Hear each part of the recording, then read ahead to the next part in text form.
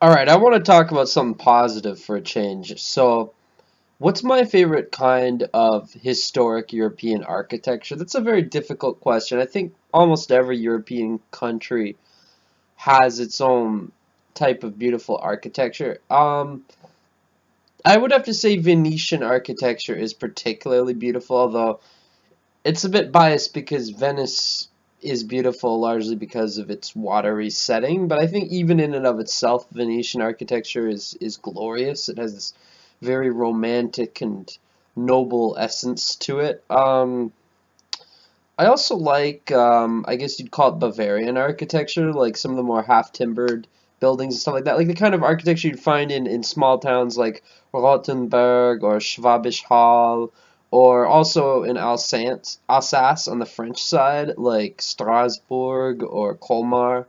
Um, I really like that. It has a very fairy tale kind of essence to me. You know, it has this very charming feeling. It feels like if heaven, I'd picture heaven having, I guess, like this kind of Bavarian half timbered architecture, like in those towns. And um,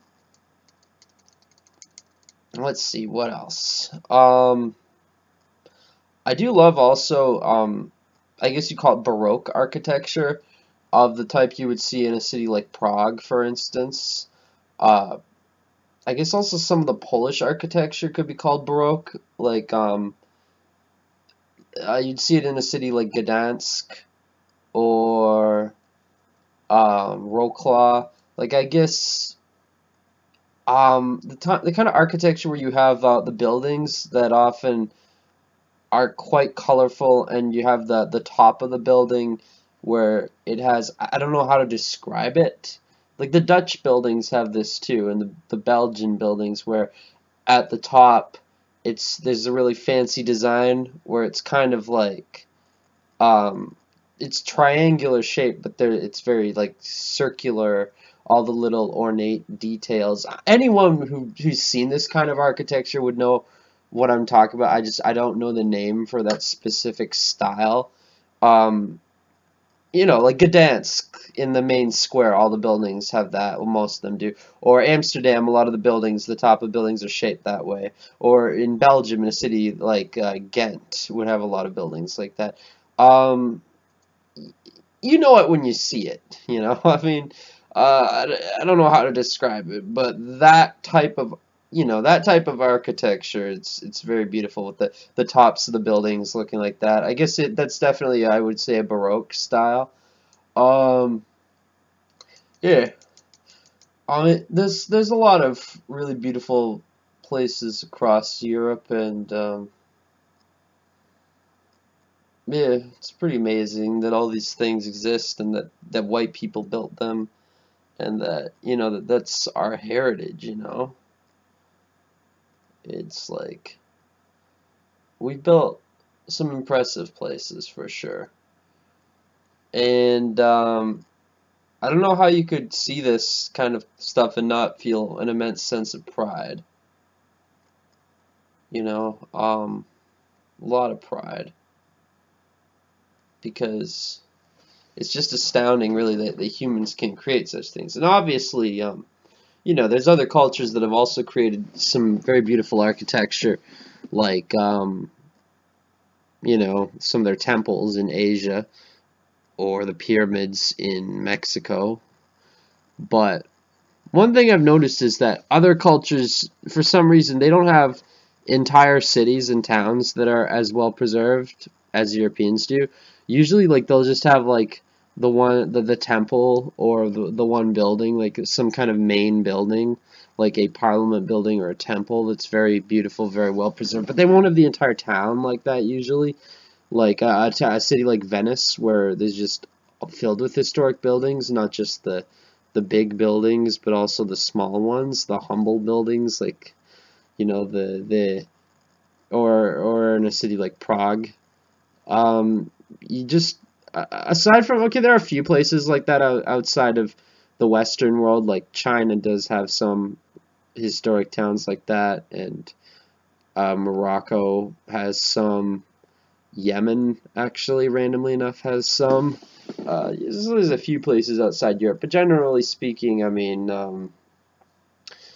I personally prefer European architecture. I'm biased, I guess. I guess it's because I'm white, you know. I'm Eurocentric.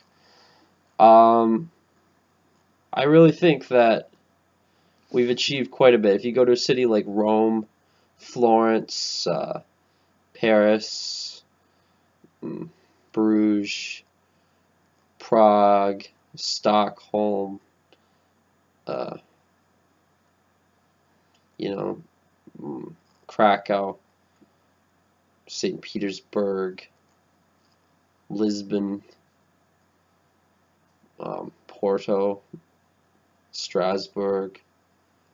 There's Edinburgh. There's just a lot of cities you can go to where you can really see the greatness of our civilization and what we've built in the past. And it just kind of saddens me that we don't build stuff like that anymore. And I think that's a big part of the reason why we're suffering this malaise as a civilization because we just stopped building beautiful things. We stopped believing in ourselves. We stopped believing that our civilization stands for anything good, anything beautiful. We stopped seeing the beauty within ourselves.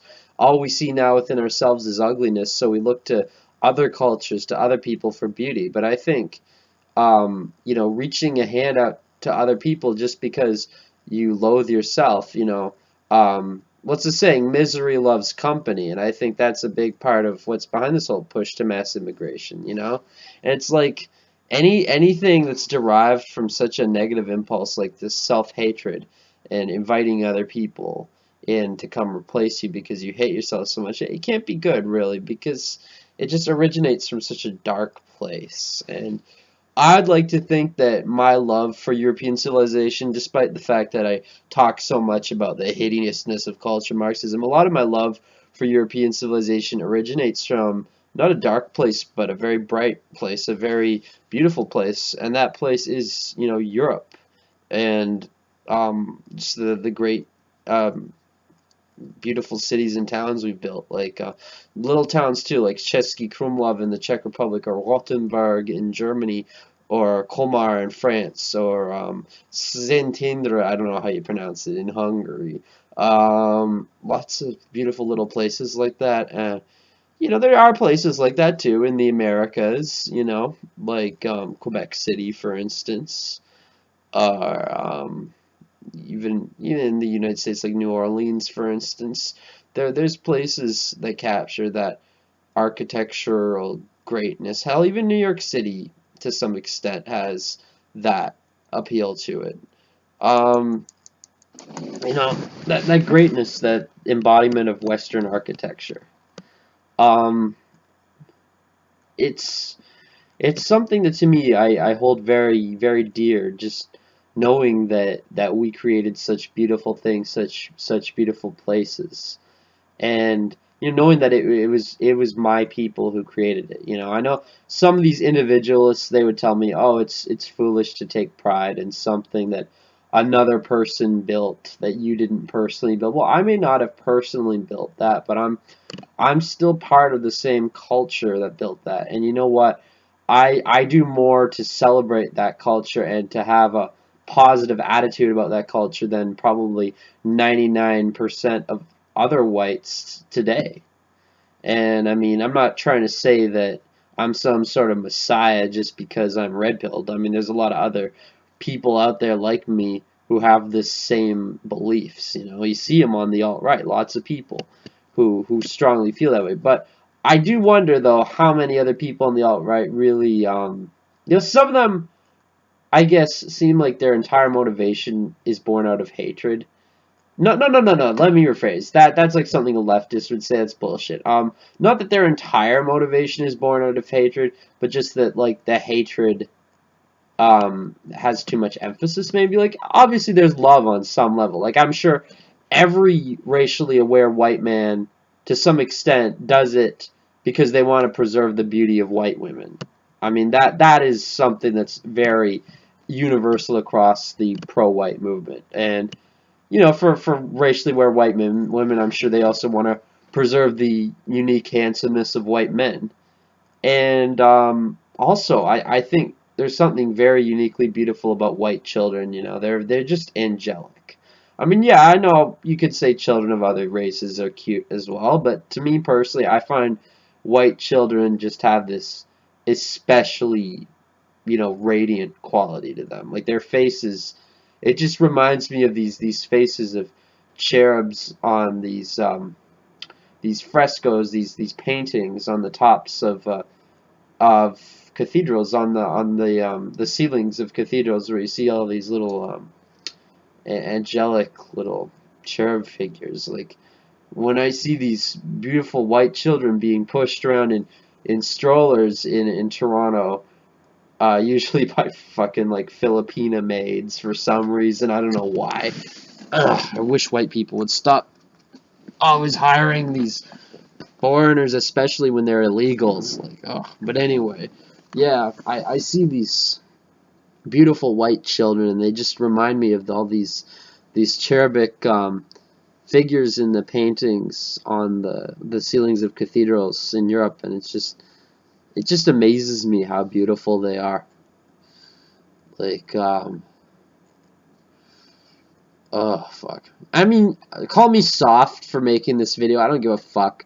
Not every video has to be like, you know, Day of the Rope now, kill all the fucking parasites. Not like, come on. We gotta have something positive now and then to remind us of what we're fighting for. So this is me, you know, talking about that.